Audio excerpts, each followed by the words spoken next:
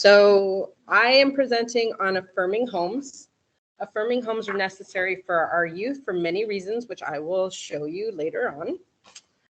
One of the things I want to introduce is I'm Nadia Kean-Rainbow. I've been working in the LGBTQ community for over 7 years. I've been doing mostly nonprofit work until I realized that there was no culturally competent outreach within the South Bay and the South County. One of the biggest things too is that when we talk about outreach, we don't talk about how that affects our families or how we need to talk to our families to really get them to understand how important it is to be accepting. What is an affirming home and how does it differ from an accepting home? The biggest difference is that accepting homes make us think that we have a say in how our kids are going to turn out. That's not true. Kids are who they are.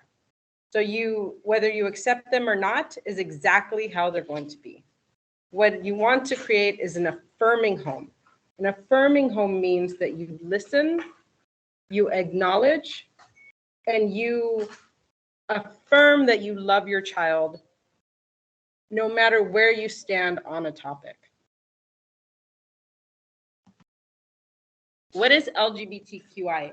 LGBTQIA is an inclusive term that includes people of all genders and sexualities, such as lesbian, gay, bisexual, transgender, questioning, queer, intersex, asexual, pansexual, and allies. While each letter in LGBTQIA stands for a specific group of people, the term encompasses the entire spectrum of gender fluidity and sexual identities. This is important, especially in the culture of South Bay, where we have so many different cultures interacting with each other. Because if you look at our history before colonization, gender fluidity was part of who we are. It was actually not even something that we took or identified as wrong. It was actually part of our different cultures. One of these things is we have to identify what is sexuality versus gender. So one of the greatest things to identify that is the gender elephant. The gender elephant allows us to break down what is identity versus what we are. So gender identity speaks to what we see in our brain. That is who we are as ourselves. Are we male? Are we female? Are we non-binary? These things come down to something you cannot change. Gender expression is how you express yourself based on gender norms. This is solely based on gender norms. The clothes that we wear, the way we do our hair, the way we wear our hair, the makeup that we use, that's all considered gender expression. But you don't have to be masculine, feminine, or non-binary to express yourself in a certain way.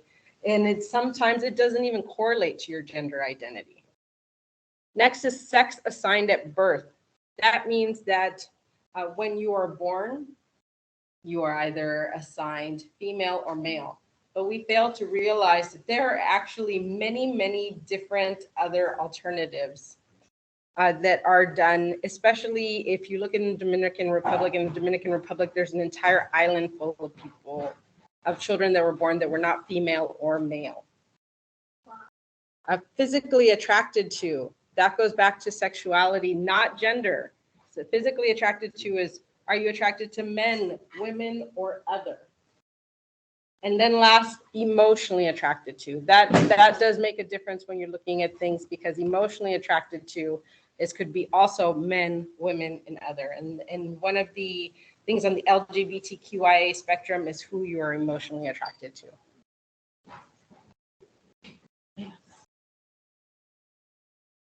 Why is it important to acknowledge the difference? This is the biggest thing, and I hope that's something that we all take into account. Is suicide is the second leading cause of death among young people aged 10 to 24. That means that it's the second leading cause of teens for death. LGBTQ youth are more than 4 times as likely to attempt suicide than their peers. 4 times. This is all verified information that has been studied and brought through, and is something that we try to push Transgender and non-binary youth face elevated risk for depression, thoughts of suicide, and attempting suicide compared to youth who are cisgender and straight, including cisgender members of the LGBTQ spectrum, which means that this is an imperative and a problem for us when we think about how we're going to look and provide resources for teens. In Black, Indigenous, Brown, and API LGBTQIA teens, these numbers increase. This is especially important in the South County. The Trevor Project's 2021 national survey found that LGBTQ youth of color reported higher rates of attempting suicide than their white peers in the past year. Among the nearly 35,000 LGBTQ youth surveyed, 12% of white youth attempted suicide compared to 31% of Native Indigenous youth, 21% of Black youth, 21% of multiracial youth, 21% or 18% of Latinx youth, and 12% of Asian Pacific Islander youth. This is a conversation that we have to have amongst our community.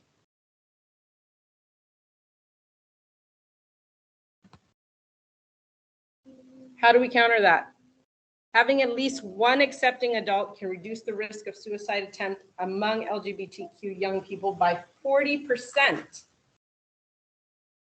More so, the Trevor's Project has found that LGBTQ youth who reported having at least one LGBTQ affirming space has 35% reduced odds of a suicide attempt in the past year, the strongest association being with LGBTQ affirming schools. That means when your child goes to school where they spend 40% of their day, having somebody there that understands, that confirms, and having other teens that they can associate with reduces their suicide risk by 35%. What resources do you have available to you as a parent?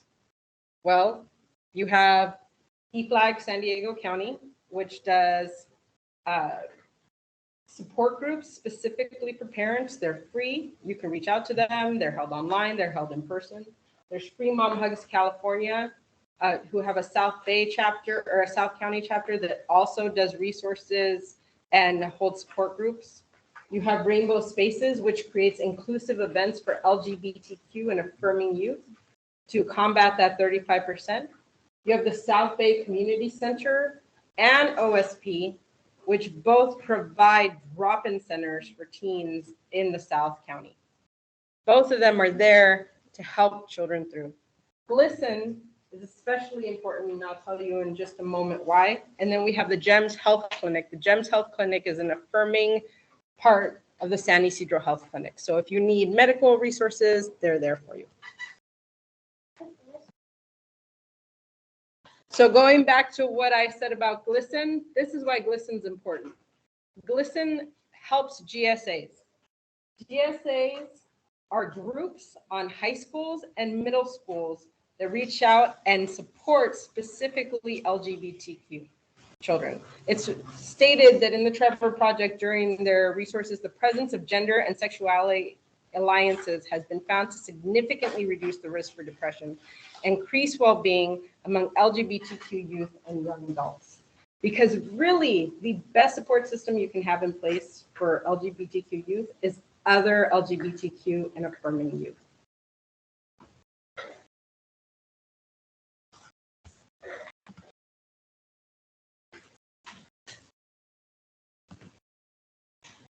So right here, if you look, upon my presentation to the GSAs when I go, I ask them, take this piece of paper and write down, if you could talk to your parent and they would not judge you or respond, what would you say? These are the responses. Your children want to speak to you. They want to have this conversation with you. They want you to know who they are and walk through it with them. But they need you to listen. They need you to not respond. They need you to not judge. You can see the comments show that they want to be okay. They want you to know this. It says, when you read them, you can go through. They're very open about who they are. It's just us that needs to affirm who that is. And I'll pause here. I'll stop here. I know it's short. It's not all the information that I have for LGBTQIA. There's a whole lot of information, and hopefully some of those resources that you saw up there can help you through that. This is just to get your foot in the door and get you talking and having that conversation, because you can attend so many support services and attend so many conversations with strangers, but the most important conversation you can have is with your own child. And that conversation has to reflect that you are listening and affirming what they've said to you.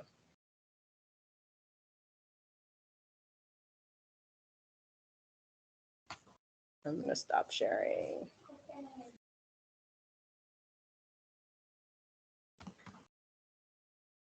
Let's see.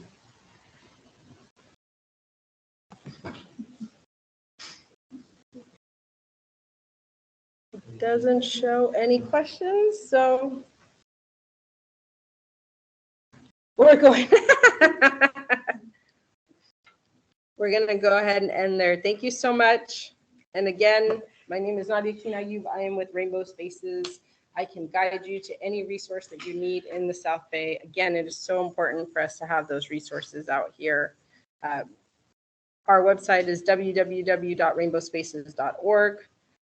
The center can be looked up online. OSP can be looked up online. Any one of those resources that we shared. Thank you so much.